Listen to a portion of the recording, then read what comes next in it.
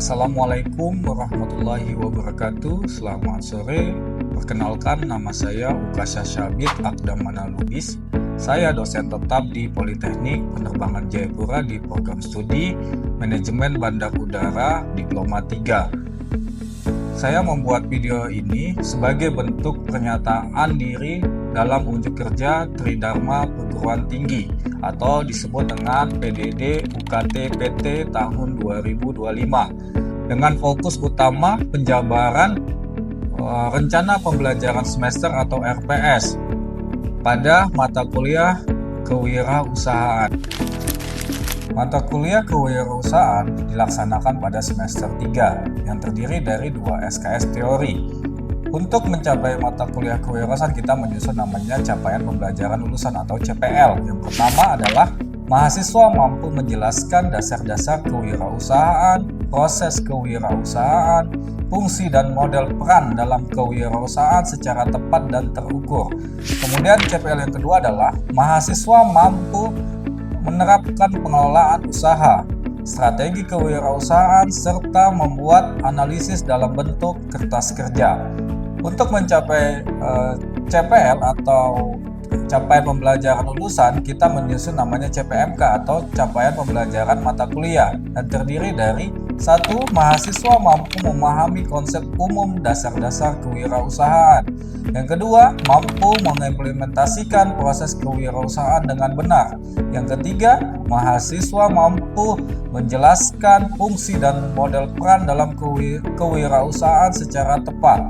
Yang keempat, mahasiswa mampu membuat contoh dalam merintis usaha baru dan pengembangannya. Yang kelima, mahasiswa mampu menerapkan pengelolaan usaha dan strategi kewirausahaan secara tepat. Yang keenam, mahasiswa mampu menganalisis peluang usaha baru dan model pengembangannya. 7. Mahasiswa mampu membuat analisis dan studi kelayakan usaha sesuai dengan kebutuhan dan tren pasar. Deskripsi mata kuliah kewirausahaan terdiri dari bagaimana taruna belajar tentang implementasi internalisasi sistem nilai yang terkandung dalam entrepreneurship, yakni kemandirian, berpikir kreatif, soft skill, keterampilan, interpersonal, komunikasi persuasi, kertas kerja, persistensi, dan lainnya. Untuk materi pembelajaran pada mata kuliah kewirausahaan terdiri dari 1. Konsep-konsep dasar kewirausahaan. Yang kedua, proses kewirausahaan. Yang ketiga, fungsi dan model peran dalam kewirausahaan. Yang keempat, ide dan peluang dalam kewirausahaan. Yang kelima, merintis usaha baru dan model pengembangannya. Yang keenam, pengelolaan usaha dan strategi kewirausahaan. Yang ketujuh, kompetensi inti dan strategi bersaing dalam kewirausahaan. Yang kedelapan, etika bisnis dan kewirausahaan. Yang kesembilan, analisis bisnis dan studi kelayakan usaha. Komponen penilaian pada mata kuliah kewirausahaan terdiri dari tugas 1, tugas 2, UTS, dan UAS, di mana tugas 1 bobotnya adalah 20%, tugas 2 adalah bobotnya 20%, UTS atau ujian tengah semester bobotnya 25%, untuk UAS bobotnya adalah 35% dengan total akumulasi adalah 100%. Untuk daftar bahan referensi untuk mata kuliah kewirausahaan, saya menggunakan bukunya dari Bucari Alma tahun 2006 terkait dengan kewirausahaan, kemudian bukunya Rusman Hakim terkait kiat sukses berwira swasta. Metode pembelajaran yang digunakan untuk mata kuliah ini yaitu Student Center Learning.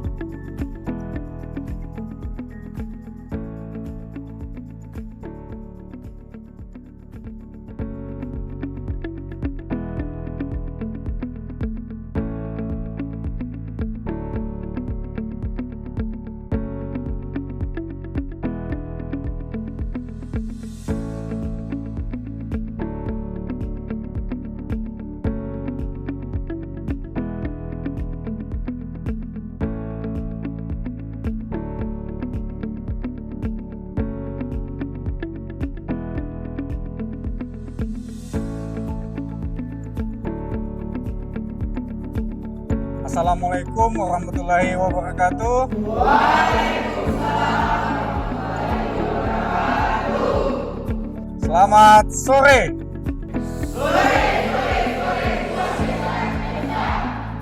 Gimana keadaannya hari ini teman-teman? Wow. Alhamdulillah kalau baik semua.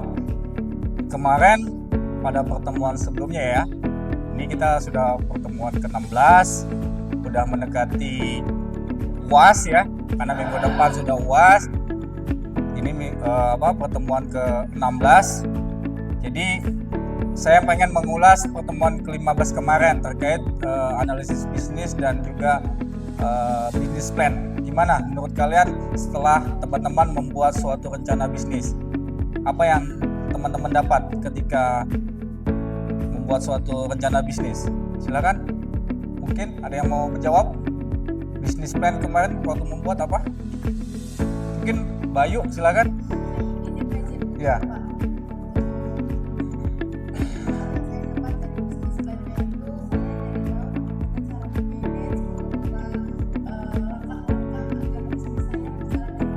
Oke, terima kasih Bayu 100.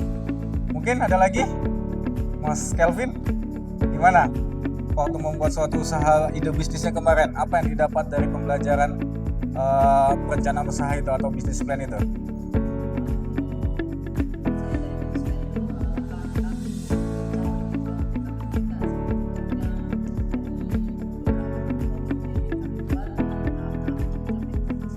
Oke, terima kasih Mas Kelvin ya. Kemudian di sesi terakhir kita, materi kita itu membahas terkait studi kelayakan bisnis. Ada yang tahu studi kelayakan bisnis itu apa? Mungkin ada yang mau berargumentasi. Studi kelayakan bisnis itu apa? Silakan angkat tangannya. Boleh buka Google, buka apa silakan.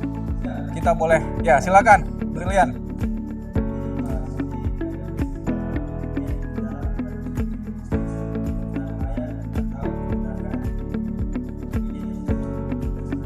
Oke, ada lagi mau berargumentasi? Silakan, kita.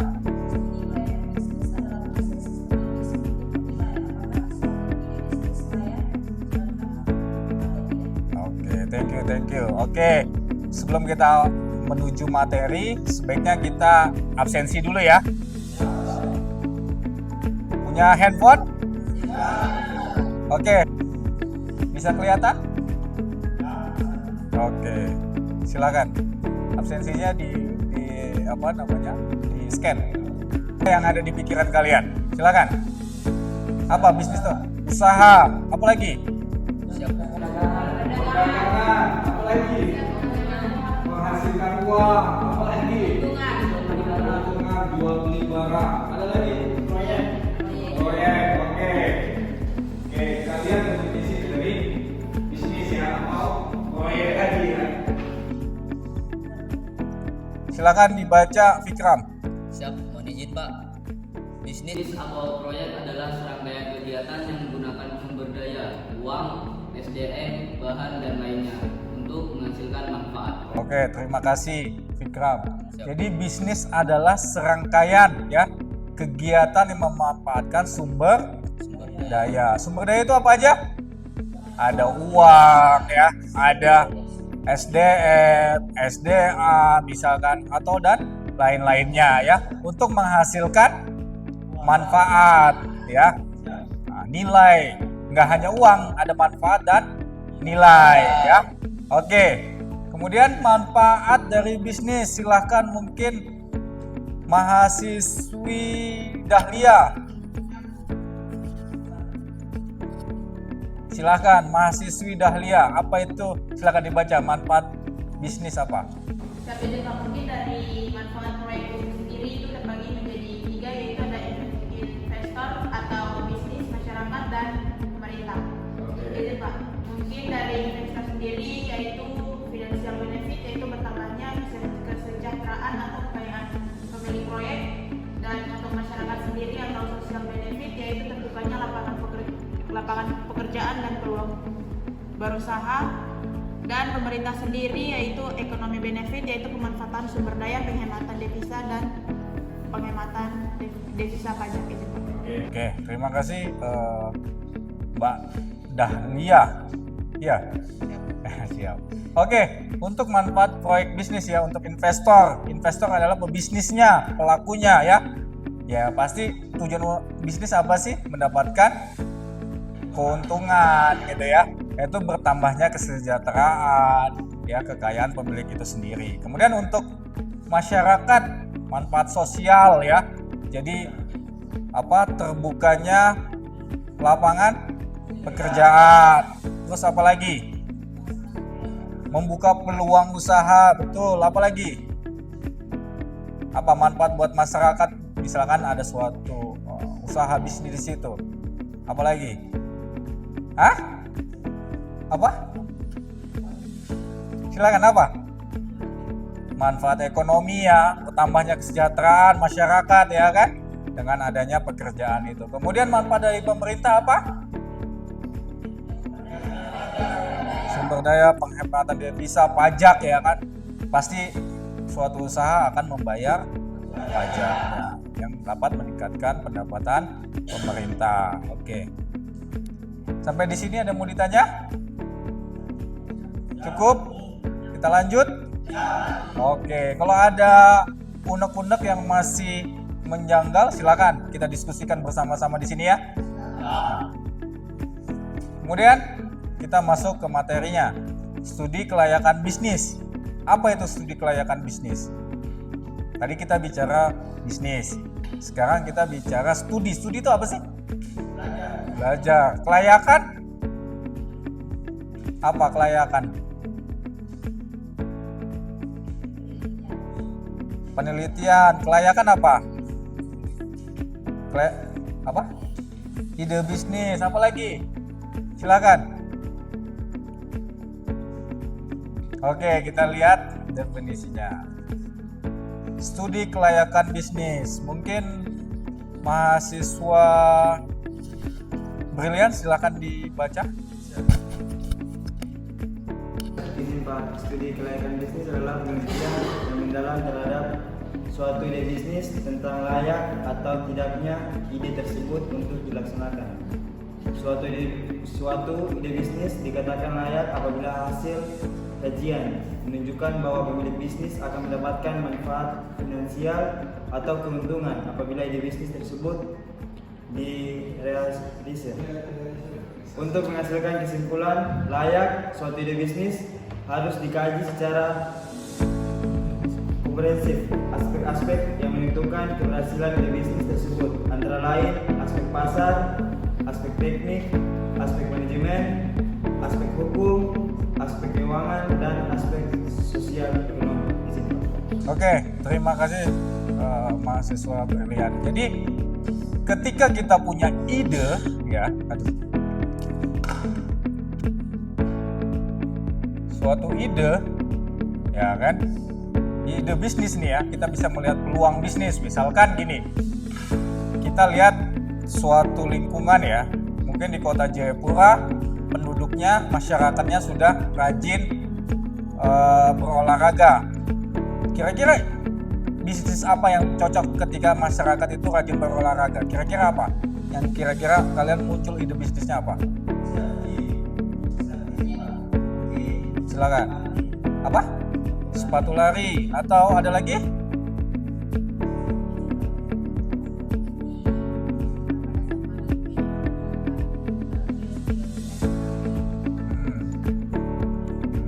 Oke, berarti mendukung perlengkapan ya, lari. Atau kalau misalkan hidup masyarakat di Jayapura ini udah sangat sehat gitu, apa ide bisnis kira-kira untuk menciptakan bisnis baru apa yang kira-kira kalau masyarakatnya itu sudah hidup sehat? Misalkan jual buah atau makanan sehat. Kita punya ide nih, misalkan kita mau buka makanan sehat gitu loh. Nah, ide itu kita harus teliti ya kan, layak nggak kita terapkan di misalkan di kota Jayapura gitu ya kan. Bagaimana ide kita itu kita teliti, layak nggak kita buka usaha itu. Makanya ada yang namanya studi kelayakan bisnis. bisnis atau usaha apapun gitu, nggak hanya makanan sehat. Kalian mau buka coffee shop, diuji usaha ini layak nggak diterapkan di daerah tersebut gitu ya. Oke, jadi suatu ide bisnis dikatakan layak apabila hasil kajian menunjukkan bahwa pemilik bisnis akan mendapatkan manfaat finansialnya atau keuntungan. Ada nggak orang mau bisnis untuk mendapatkan rugi? Tidak ada ya. Jadi semua orang berbisnis untuk mendapatkan keuntungan. Diadakannya studi kelayakan bisnis untuk mengurangi ya kan kerugiannya ya kan, untuk mendapatkan suatu keuntungan. Oke. Kemudian untuk menghasilkan kesimpulan layak ya kan, suatu ide bisnis harus dikaji secara komprehensif ya, aspek-aspek yang menentukan keberhasilan ide tersebut ya. Ada aspek hukum, ada aspek finansial atau keuangan, ada aspek sosial, ada aspek manajemen dan lain-lain ya. Oke, sampai di sini ada yang mau didiskusikan?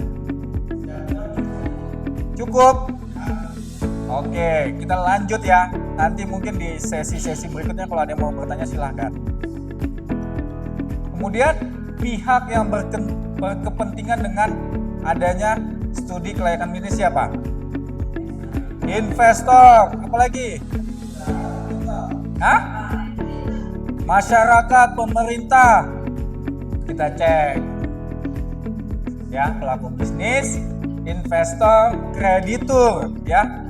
Kalau kita mau sebagai dasar pengukuran resiko atas kredit ya diberikan. Misalkan kita mau pengajuan dana ke pihak bank mungkin misalkan gitu kan. Kita dilihat juga profil perusahaan kita, profil usaha kita dan lain-lain ya. Kemudian pemerintah sebagai dasar pemberian izin dan fasilitas atas manfaat yang diterima ya, atas pemberian devisa, pendapatan pajak. Kemudian masyarakat dan atau publik, terbukanya peluang usaha, kesempatan kerja dan lain-lain. Ada yang mau jadi pengusaha? Siap, ada. Banyak ya. Oke, jadi teman-teman nanti ketika lulus sudah bisa buka usaha. Tujuannya apa? Keuntungan ya kan, investor untuk mencapai keuntungan. Betul. Oke. Izin Pak, saya Bagaimana? izin bertanya Pak. Seandainya saya membuka usaha nih Pak. Betul. Kan di sini 4 pihak ini kan pelaku bisnis, investor, kreditur, pemerintah, masyarakat. Apakah ada pihak lain lagi yang bisa kita collab selain ke-4 ini? Izin. Ada pihak lain selain dari 4 ini? Mungkin ada yang bisa jawab? Pihak lainnya mungkin pihak asing, mungkin ada ya pihak-pihak lain yang terlibat terkait usaha kita ya. Pihak non pemerintah misalkan ya kan, atau pihak bisa asing atau di luar negeri seperti itu ya. Ada lagi? Mas Bosco? Cukup ya. Oke, ada lagi pertanyaan? Cukup ya, kita next. Teman-teman, mengapa studi kelayakan bisnis itu harus dilakukan? Perlu dilakukan. Kenapa? Tadi ada yang jawab tadi apa? Untuk mengurangi kerugian. Apalagi? Kenapa kita harus tahu nih studi kelayakan bisnis apa? Kita harus tahu mungkin segmentasi pasarnya, ya kan? Pasar kita itu disegmentasi apa, sesuai demografisnya, pendapatannya, konsumen kan kita nggak tahu ya kan. Misalkan kita mau buka suatu usaha jaket gitu ya kan, jaket yang tebal gitu ya kan, kita buka usaha tersebut untuk dijual di masyarakat Jayapura, kira-kira laku tidak?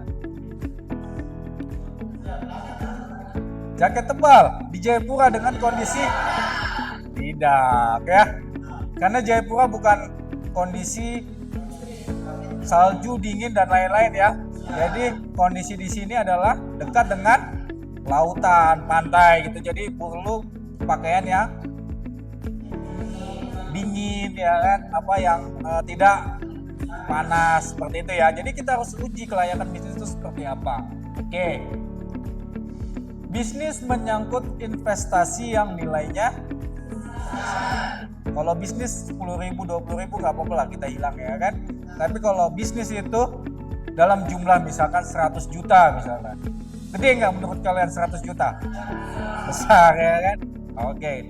Kira-kira mau hilang begitu aja nggak? Nah itulah makanya kita laksanakan namanya studi kelayakan bisnis. Biar apa tadi? Mengurangi kerugian. Oke. Kemudian bisnis menyangkut jangka waktu yang lama. Bisnis hari ini kita buka, sebulan kemudian mau tutup, ada yang mau seperti itu bisnisnya? Tidak ya. Nah, jadi bisnis itu kalau bisa harus lama ya kan, sampai apa? Anak cucu ya kan, meneruskan dan lain-lain ya kan. Jadi jangka panjang bisnis itu. Kemudian keberhasilan bisnis sangat ditentukan oleh akurasi dalam prediksi aliran kas ya. Jadi penting kita memprediksi bagaimana aliran kas ke depannya, kira-kira menguntungkan atau tidak ya, sehingga membutuhkan penelitian yang mendalam. Jadi adanya studi kelayakan bisnis untuk menghindari kerugian. Ada yang mau ditanyakan sampai di sini? Ada? Kalau tidak ada, kita lanjut. Cukup. Nah, oke. Sebab kegagalan bisnis. Apa sebab dari kegagalan bisnis? Tidak konsisten. Apa lagi? Apa? Gagal bisnis. Apa?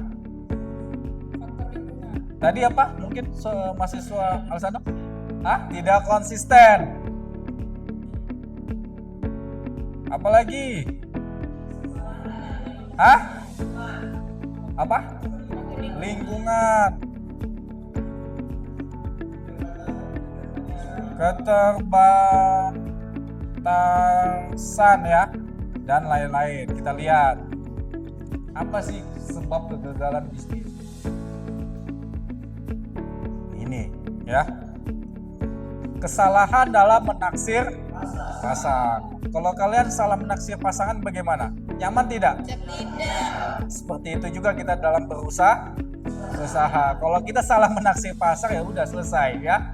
Maka usaha kita akan mengalami kerugian. Kemudian kesalahan dalam memilih teknologi yang tepat. Teknologi juga penting untuk penunjang bisnis ya kan. Kemudian kontinuitas ketersediaan bahan baku. Apa maksudnya kontinuitas ketersediaan bahan baku? Kekurangan bahan baku. Misalkan begini contohnya. Mas Fikram buka usaha coffee shop.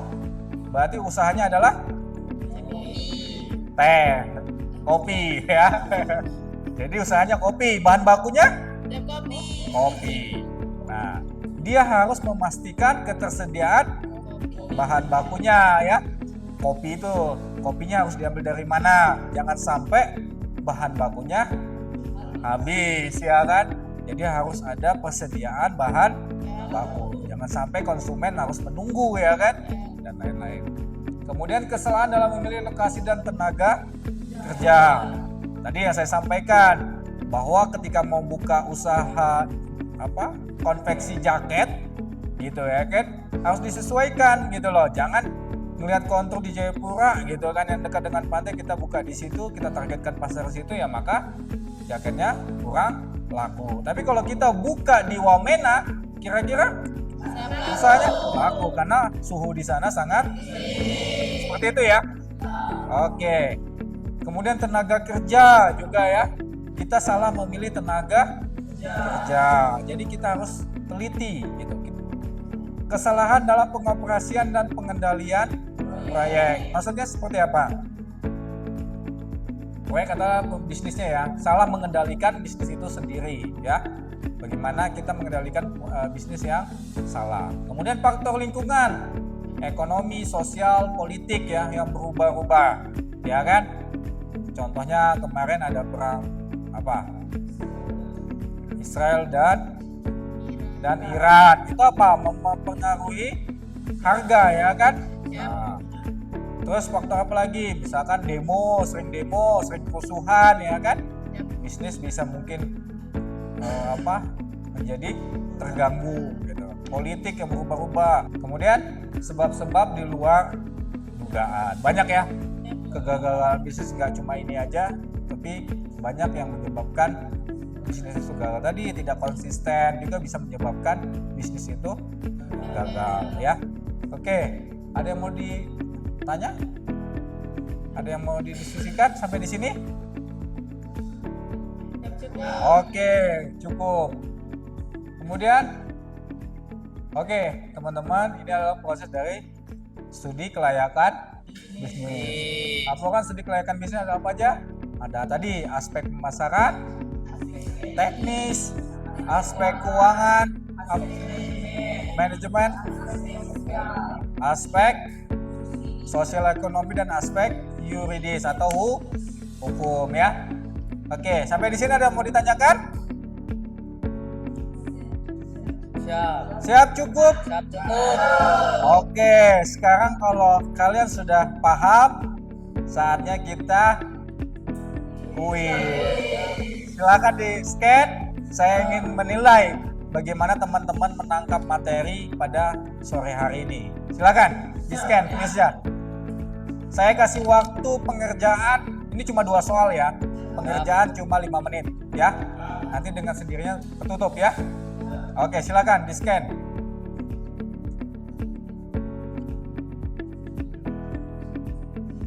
Sudah? Oke, kalau sudah silakan dikerjakan. Waktunya 5 menit, silakan. Oke teman-teman, karena waktunya sudah habis, sehingga kuisnya saya tutup ya.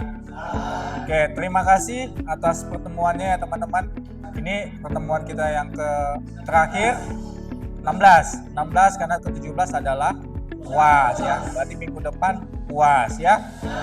Oke, untuk menghadapi UAS minggu depan kira-kira ada yang mau ditanyakan? Terkait materinya ada yang kurang jelas? Jelas ya. Materinya sudah saya share di link ya. Silakan teman-teman nanti download sehingga ketika nanti UAS sudah siap untuk pengerjaan. Mungkin kisi-kisi dari saya, UAS ada 10 esai ya, 10 pilihan ganda. Nanti ada soal-soal studi kasus ya. Mungkin saya nanti ambil dari teman-teman punya presentasi tadi, punya bisnis plan juga nanti akan saya ambil juga terkait soal-soalnya. Mungkin itu aja pembelajaran kita sore hari ini. Kalau tidak ada pertanyaan lagi yang mau didiskusikan, silakan. Nggak ada? Saya tutup ya. Terima kasih teman-teman. Wassalamualaikum warahmatullahi wabarakatuh. Selamat sore. Oke, kasih tepuk tangan. Baru saja Anda menyaksikan video pembelajaran saya pada sesi ke-16 pada mata kuliah kewirausahaan yang berfokus pada topik studi kelayakan bisnis. Pada topik tersebut, mahasiswa dapat memahami suatu ide bisnis layak atau tidaknya dapat direalisasikan menjadi suatu ide bisnis baru melalui paparan materi, tanya jawab, dan diskusi. Pada pertemuan selanjutnya, mahasiswa mengikuti ujian akhir semester atau UAS, di mana mahasiswa dapat dilihat hasil evaluasi pembelajarannya sudah memahami atau belum materi yang telah disampaikan. Saya berharap cuplikan video pengajaran ini dapat memberikan gambaran yang nyata bagaimana proses pembelajaran yang saya terapkan di kelas dalam mata kuliah kewirausahaan. Saya mengucapkan terima kasih banyak kepada Kemendikti-Saintek melalui Direktorat Jenderal Pendidikan Tinggi serta unsur pimpinan di Politeknik Penerbangan Jayapura yang telah mendukung kegiatan ini serta rekan-rekan kerja, mahasiswa-mahasiswi dalam proses pembelajaran ini. Waalaikumsalam warahmatullahi wabarakatuh. Selamat sore.